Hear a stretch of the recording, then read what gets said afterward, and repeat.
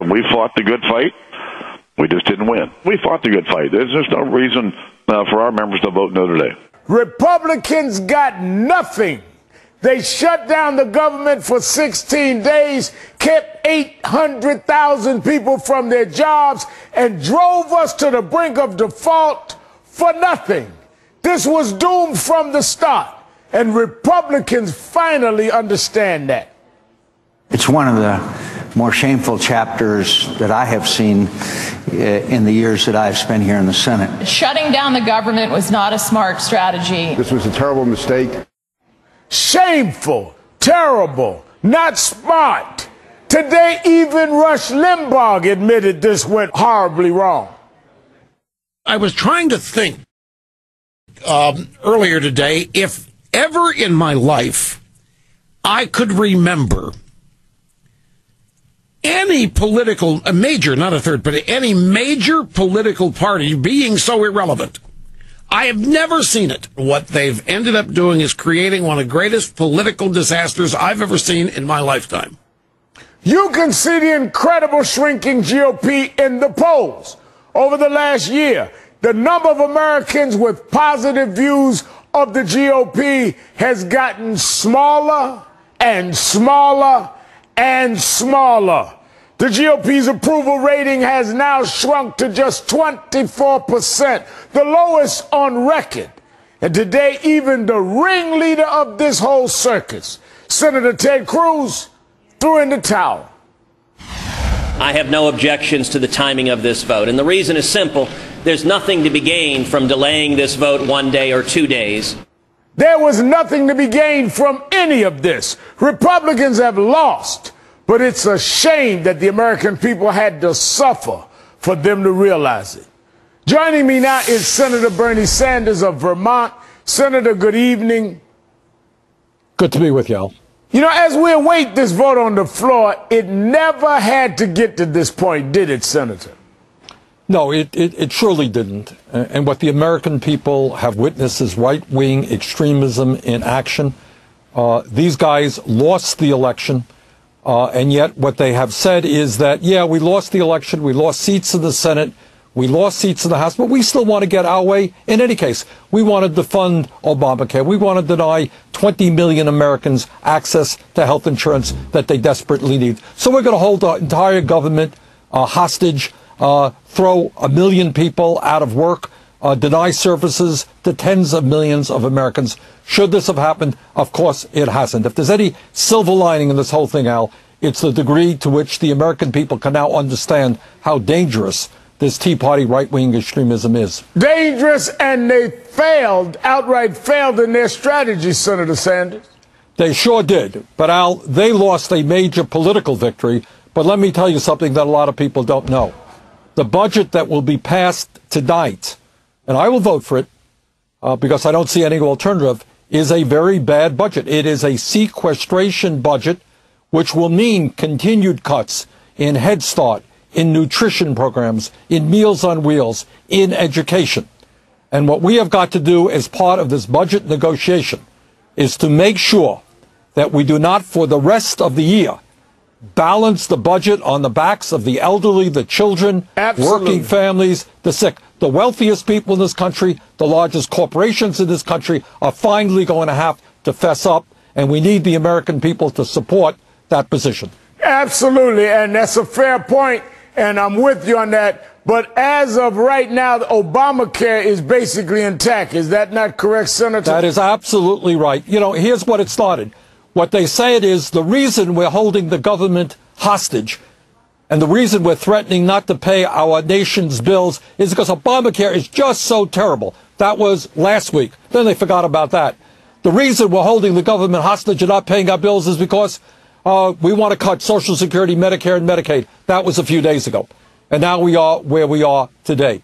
The bottom line here, Al, in my view, is I hope people understand that their opposition to Obamacare really is just the tip of the iceberg. Right. If you look at what these guys, the Koch brothers, and what these guys really believe, they want to end sooner than later Social Security, they want to voucherize Medicare, massive cuts in Medicaid, eviscerate the Environmental Protection Agency.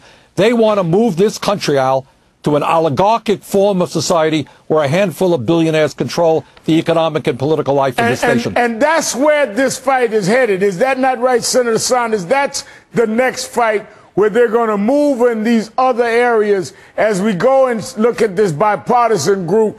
This battle that has ended now with them being defeated does not mean this war is over. We have other battles that they're going to plan to resurface. Al, when you have the Koch brothers who sit on $71 billion, who are pouring hundreds of millions of dollars into the political process, trust me, this battle has not ended. We got a lot of work in front of us. Our job is to bring the working people, the middle class of this country together to stand up to the big money interests who want to repeal every major piece of legislation passed in the last 80 years that protect ordinary Americans. Senator Bernie Sanders, thank you for your time tonight. Thank you, Al. I'm joined now by Congresswoman Karen Bass, Democrat from California. Thank you, Congresswoman, for being here. Thanks for having me on. Congresswoman, is there any chance at all that we'll see one more round of resistance from the House Republicans before the night is through? Well, I don't believe so. I mean, I think the message from Speaker Boehner is that he supports the Senate deal. And you've also heard some of the most conservative Republicans say that they won't stand in the way, that they will allow their caucus to move forward and vote on this. And so I don't know how many Republican votes we'll get, but I can tell you that the Democratic caucus is united. And I do believe that this will pass tonight. Now, Congresswoman, this is a big victory. There's no doubt about it. But it also has incurred a tremendous cost to the American people. Absolutely. We got an estimate today of the economic toll this shutdown took on the U.S. economy. It has cost $24 billion, according to Standard & Poor's. $24 billion for this shutdown that achieved nothing. Well, and the irony, of course, is that this is coming from the party that says that they want to cut spending. That's their mantra that they say every day. But yet every day the government was shut down, it costs taxpayers money. And I tell you, it's really has been something that is shameful. And my hope is that when tonight is over, I hope my Republican colleagues go back to their districts and do some very serious soul searching. Because what took place over these last 2 weeks, if you think about what we're voting on tonight, there is no reason that this vote shouldn't have taken place more than 2 weeks ago. And it would have been absolutely the same vote, only we would not have spent $24 billion and caused 800,000 federal workers to be furloughed and not paid. I mean, it shows a deep-seated partisan brinkmanship streak or hatred or both on the part of some that would even do this and think there's something logical about this. Well, and I think that Senator Sanders certainly laid it out in terms of what the ultimate objective is. This is a philosophy of social Darwinism, the survival of the fittest. I mean, if you cut the programs that Senator Sanders was talking about, you really will have pain and suffering on a lot of people. Yes. I mean, the idea that part of this deal is appointing budget conferees, when I will tell you the ranking member of the Budget Committee, Chris Van Hollen, he has attempted to get Budget Chair Paul Ryan over 10 occasions attempted to get them to appoint budget conferees. And over the last couple of weeks, all you heard from them was, we want to just have a conversation. We want to go to budget conference. Why now? We should have gone to budget conference almost at the beginning of the year. Now, when you look at the political cost that it has given, that it has taken from the Republicans, Washington Post poll, there's widespread disapproval of the Republicans' handling of the shutdown. I mean, from all circles, disapproval from a majority of independents, of young people, of seniors, of Democrats, of white voters, of African-American voters, of people making less than $50,000, of people making more than $100,000, people in the Northeast, in the Midwest, in the South, and the West. Even moderate Republicans. The only groups that approve of this are conservative Republicans.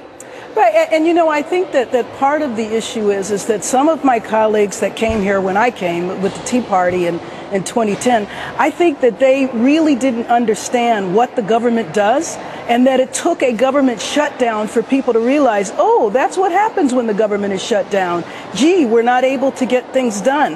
That maybe it will increase an understanding as to why we need the government. Because if you came here and you said your mission is to shrink government down to the size that it would fit in a bathtub, I believe that was Grover Norquist's slogan, then, you know, if that's the case, then you understand that we need the government for our basic lives, basic quality of life. All right. And hopefully somebody understands that now, I hope. Well, Karen Bass, Congresswoman from California, will be watching this vote. We're going to stay on top of it. Great to speak with you tonight. Thanks for having me on.